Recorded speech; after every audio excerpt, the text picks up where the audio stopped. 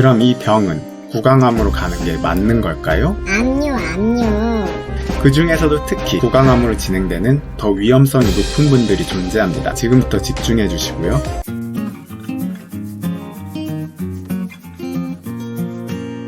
안녕하세요, 덴티장입니다.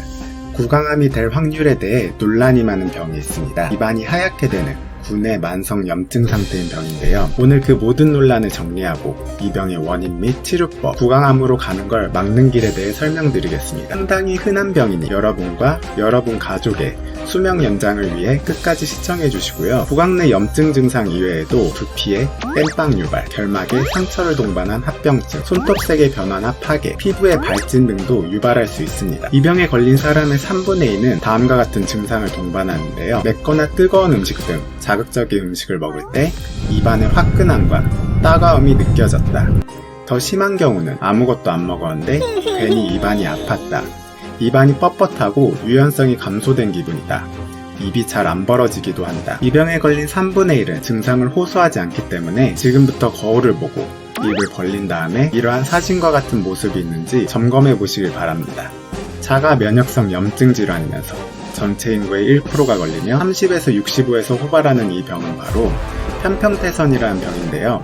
인구의 1%라는 건 상당히 높은 수치입니다. 거리를 걷다가 보이는 100명 중에 1명꼴은 이 병이 있다는 말인 거죠. 아직 이 병이 없으셔도 가능성은 언제든 생길 수 있으니 미리 파악하고 대비하러 계속 가봅시다. 사진보다 약하게 발병했을 때는 잘 안 보이지만 붉으스름한 염증 같은 배경에 하얀 그물 같은 선이 보입니다. 이렇게 입천장에도 생길 수 있고요. 잇몸 바깥쪽, 잇몸 안쪽에도 생길 수 있죠. 그럼 이 편평태선은 왜 생기는 걸까요? 정확히 밝혀진 바는 없지만 첫째로 자가 면역성으로 생긴다는 가설입니다. 우리의 면역세포가 우리 몸을 적군으로 인식해서 공격을 하는 거죠. 실제로 장기식자 환자에게도 잘 생긴다는 보고가 있습니다. 둘째로 스트레스, 만병의 근원이죠. 스트레스가 많으신 분들은 제 영상 중 스트레스 관리편을 보시고 미리미리 병을 키우기 전에 잘 관리하도록 합시다. 셋째는 미생물입니다. 대표적으로 C형 간염 바이러스, 에이즈를 일으키는 HIV 바이러스가 있습니다. 네 번째로 과민증을 일으키는 원인들입니다. 특히 이 원인과 병의 인과관계가 명확한 경우 태선양 반응이라고도 부르는데요. 치과의 크라운이나 아말감 등의 재료들, 정확히 어떤 재료들이 이런 병을 일으킬 수 있나 영상 설명란에 자세히 적어 놓을게요. 보통 치과 재료에 의해 생긴 병소는 치과 재료를 제거했을 시 바로 같이 사라지는 편입니다. 하지만 약물에 의해서도 병이 발생할 수 있고, 약물에 의한 병소는 약을 복용한 후 수주 이내 또는 1년 이상 후에 나타날 수 있고, 심지어 약을 끊어도 병소가 없어지는데 몇 달 혹은 그 이상이 걸려 진단이 만만치 않습니다.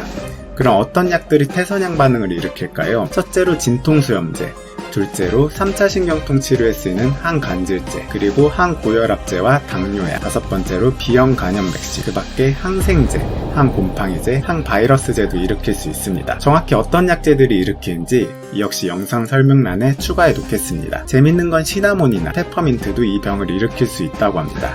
실제 한 논문에서는 시나몬 맛 껌을 끊은 지 10일 만에 병이 사라졌다는 케이스를 보여주기도 합니다. 그럼 이 병은 구강암으로 가는 게 맞는 걸까요? 아니요. 여기에는 학자들의 의견이 분분합니다. 논문마다 0.4에서 12.5%까지도 말하는데요. 그 이유는 편평태선이 임상적인 것과 조직검사 후 현미경을 관찰했을 때의 모습이 전암병소인 백반증과 구별이 어렵기 때문이라는 학설이 존재합니다. 그래도 보통 1% 정도는 암으로 진행한다는 의견으로 수렴하는 편이고요. 그 중에서도 특히 구강암으로 진행되는 더 위험성이 높은 분들이 존재합니다. 지금부터 집중해 주시고요. 첫째로 위치입니다. 구강저라고 해서 혀를 들고 거울을 한번 볼까요? 아랫니 안쪽에 입의 바닥 부분에 편평태선이 있는 경우, 그리고 혀에 편평태선이 있는 경우는 그 위험성이 더 높다고 합니다. 둘째로 궤양이 동반된 편평태선의 경우도 그 위험성이 더 높고요. 셋째로 관절에 병이 있는 경우와 당뇨가 동반되어 있는 경우 그 확률이 높아진다고 합니다. 담배, 술이 구강암 확률을 높이는 건 덴티장TV 구독자 여러분들이라면 이미 잘 알고 계시죠? 그리고 성별의 경우도 원래 남자가 구강암 자체에 걸릴 확률이 더 높다고 알려져 있지만 편평태선에서 구강암으로 진행되는 케이스는 여성이 더 높다고 합니다. 그럼 편평태선에서 어떻게 암으로 진행이 되는 걸까요? 이 역시 정확히 밝혀진 바는 없지만 위에서 편평태선은 일종의 만성염증 상태라고 했죠. 사과를 밖에다 꺼내놓으면 산소의 공격을 받아 썩는 것처럼 세포에 가해지는 지속적인 만성적인 염증 상태는 이 역시 산화적 스트레스로 작용해 DNA 변화를 일으켜 암을 일으키는 것이죠. 이 사진은 실제로 편평태선에서 구강암으로 발전된 경우입니다. 그러면 이 만성염증 상태를 최대한 가라앉혀 놓는 게 굉장히 중요하겠죠. 염증 상태가 심해지도록 방치하는 건 좋을 게 없는 거죠. 치료 및 관리법 들어가겠습니다. 일단 치료가 아니라 관리의 개념이라고 생각하셔야 합니다. 완치가 힘들며 고혈압 같은 병처럼 관리를 하는 병이라 생각하셔야 합니다. 그렇기 때문에 긴 시간이 걸릴 수 있고요. 위에서 설명드렸듯 드물지만 악성 변화를 보이는 경우가 있으므로 정기적인 검진이 필요합니다. 연고로 치료하는 게 가장 일반적인데요. 위에 페리덱스 같이 스테로이드 제제를 주로 사용합니다. 증상이 미약한 경우는 히아로겔 같은 히아루론산도 관리에 도움을 줄 수 있다는 논문도 존재해요. 바르는 디테일, 구내염 빨리 낫는 편에서도 설명했듯이 다시 빠르게 설명드리면 얇게 발라서 자기들끼리 뭉쳐서 떨어져 나가지 않도록 하고요. 하루에 3, 4회는 발라야 그 효과가 극대화됩니다. 바르시고 30분 동안 말, 식사, 마시기를 자제해 주셔야 약이 충분히 흡수가 됩니다. 그리고 최신 논문에 의하면 레티노이드 크림, 즉 비타민 A 크림이 병의 종양성 변화를 막는다는 내용도 존재합니다. 깨끗한 구강위생 관리를 하는 것도 중요한데요. 올바른 양치질로 깨끗한 구강 환경을 조성해 주세요. 다음에 기회가 되면 올바른 양치 방법에 대해서도 영상을 준비해 보겠습니다. 구강위생 상태가 좋지 않을 때는 헥사메딘이라는 가글을 활용하는 것도 좋은데요. 디테일하게 사용법을 알려드릴게요.